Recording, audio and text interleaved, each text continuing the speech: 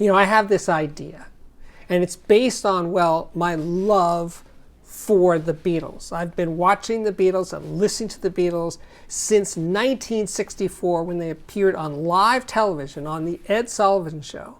And the very next day I went out and I bought Meet the Beatles. And I bought every new Beatles album that came out on the day that it came out, all the way up to Let It Be. So yes, I was a huge fan of the Beatles.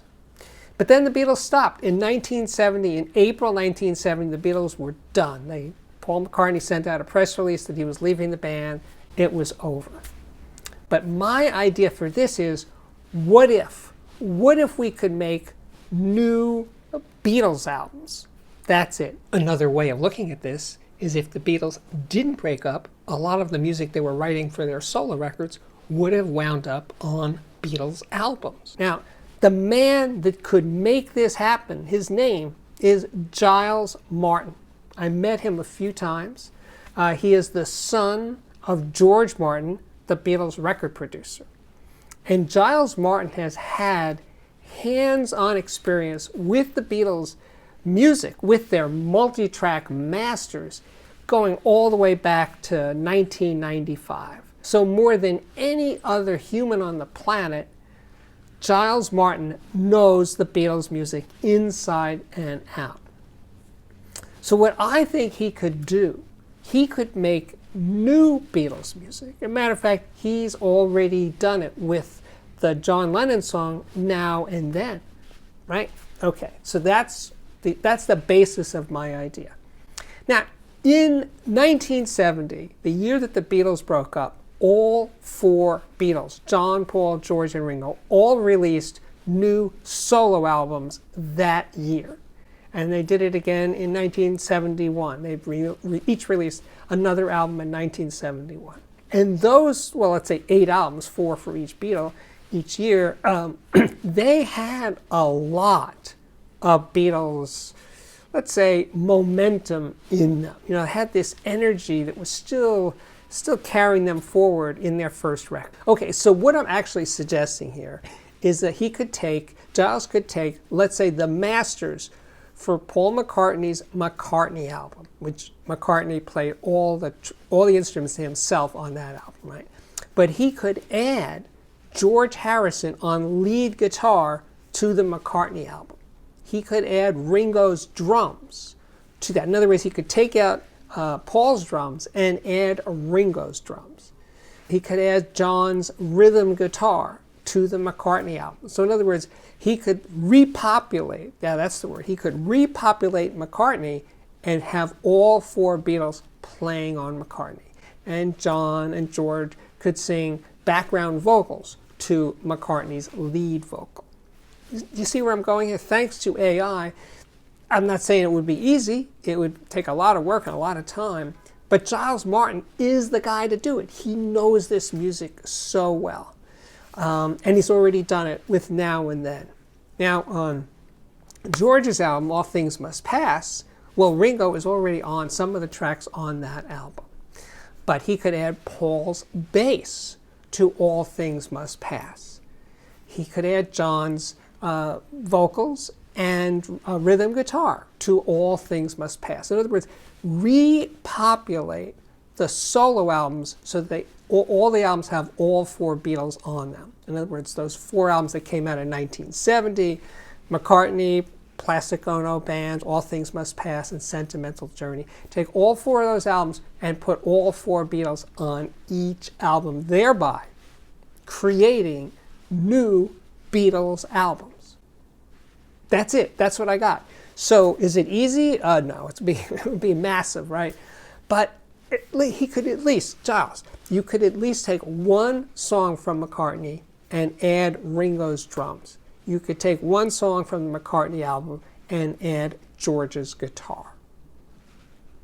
Now, I'm sure there's legal things and contracts and estates and all that stuff to deal with.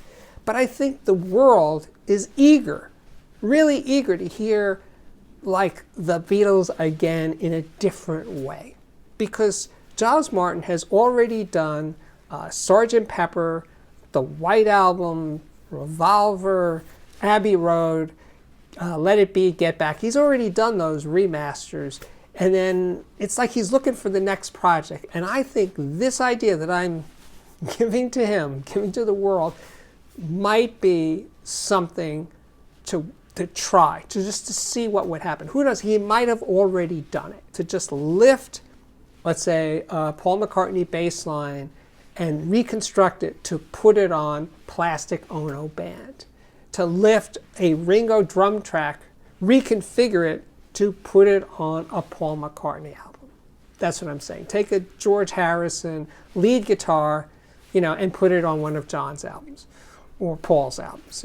That's what I'm suggesting here. And of course, there's going to come a point where Giles could have the AI write entirely new Beatles songs, write and compose and play entirely new Beatles songs. Who knows? What?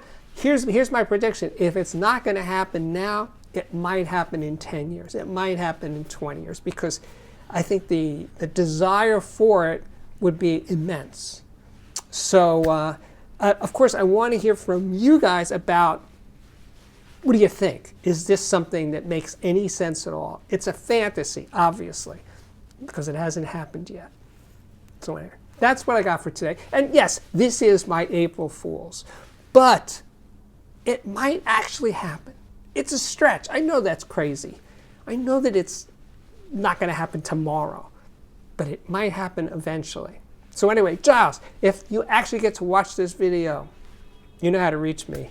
Giles, if you want to reach me, you can at audiophiliac@mail.com. That's how to best contact me. Or you could leave a comment below this video.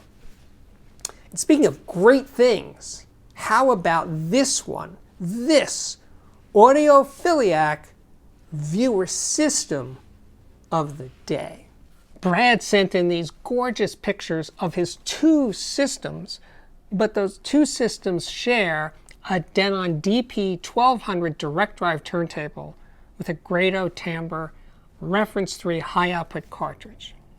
Now in system 1, there's a VTA SP9 preamp, that's a tube preamp, and the matching power amp is a VTA ST120 with matched Telefunken KT88 black diamond output tubes. Streaming is handled by a Hi-Fi Rose RS150B. Speakers are definitely vintage. Those are Ohm Walsh 2s. They're from 1986. They were made here in Brooklyn. Subwoofer is a Rhythmic 12G.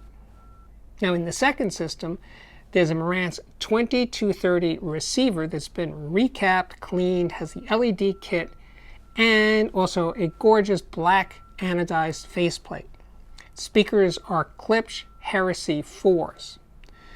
For CDs and files and Bluetooth and a tuner, that's the Denon 300Z.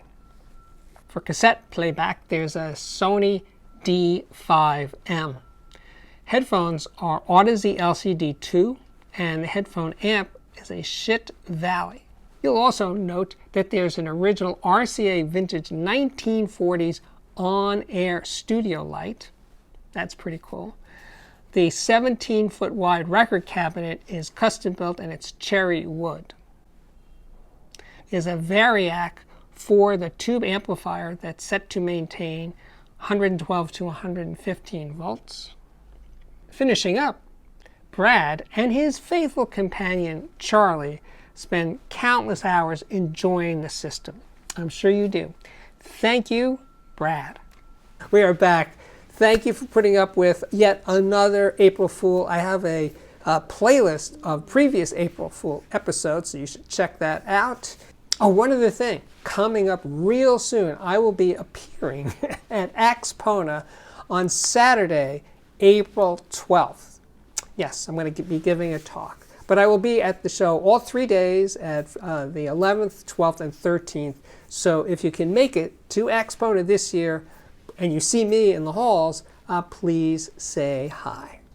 And of course, if you dig this channel and me going off the rails every now and then, please consider joining my Patreon to do so. It is super easy to do. The address is on the screen right now.